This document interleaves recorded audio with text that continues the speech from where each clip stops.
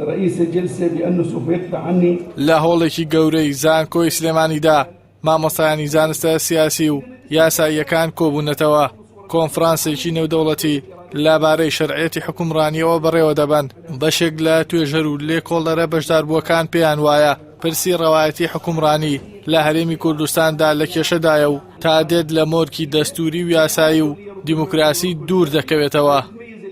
هەڵبەتە کێشەیەکێ لە سیستمی حکومڕانی لە تەواوی ناوچەکەدا نەک تەنها لە هەرێمی کوردستاندا، بۆیە ئەمە وای کردووە جۆرێک لە ناڕازیبوونی خەڵک جەماوەر بەرامبەر بە دەسەڵات بە شێوەیەکی گشتی، دەسەڵاتی یاسادانان، دەسەڵاتی جێبەجێکردن، دەسەڵاتی دادوەری، هەڵبەتە تەواوی توێژینەوەکانیش باز لەوە دەکەن کە تاکە سەرچاوە بۆ ڕەزامەندی گەل لە دەسەڵاتی سیاسی تەنها و تەنها هەڵبژاردن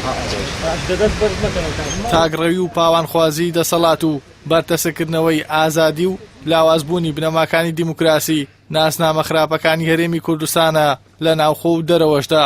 مامۆستایەکی زانکۆش پێی وایە حکومڕانی هەرێمی کوردستان دووچاری قەیرانی شەرعیەتی حکومڕانی و نەمانی متمانەی هاوڵاتیان بووەتەوە.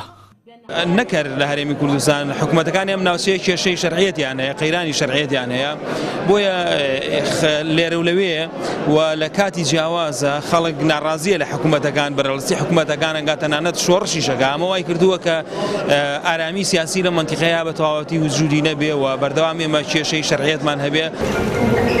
باوترین هۆکارەکانی وەرگرتنی شەرعیەتی حکومڕانی لە جیهاندا هەڵبژاردنە، بەڵام بەهۆی خراپی یاساکانی هەڵبژاردن و ساختەکاری لە بەڕێوەچوونی هەڵبژاردنەکاندا پرسیاری گەورە لەسەر شەرعیەتی پارتە دەسەڵاتدارەکانی هەرێمی کوردستان دروست بووە.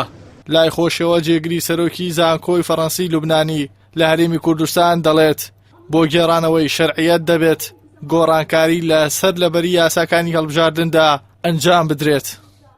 من پێم وایە لە داهاتوودا کۆی یاسای هەڵبژاردننی هەرێمی کوردستان پێویستی بە پێداچوونەوەیە. من پێم وایە لە جیاتی ئەوەی هەوڵ دەنجارێکی تعدیلی بکەینەوە.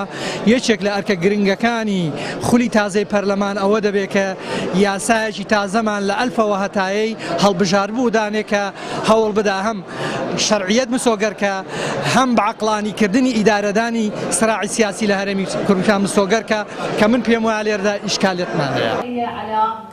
با بڕوای بەشداربووانی کۆنفرانسەکەش حکومڕانی هەرێمی کوردستان بەهۆی تێکچوونی جوگرافیای سیاسی و جێبەجێ نەکردنی یاساکانەوە شەرعیەتی حکومڕانی پرسیاری گەورەی لەسەر دروست بووە و حیزبە سیاسیەکانیش هێشتا بە عەقڵیەتی شەرعیەتی شۆڕژگێڕی حکومڕانی ئەم هەرێمە دەکەن. ئیحسان سابر، کەناڵی ئاسمانی پەیام، سلێمانی.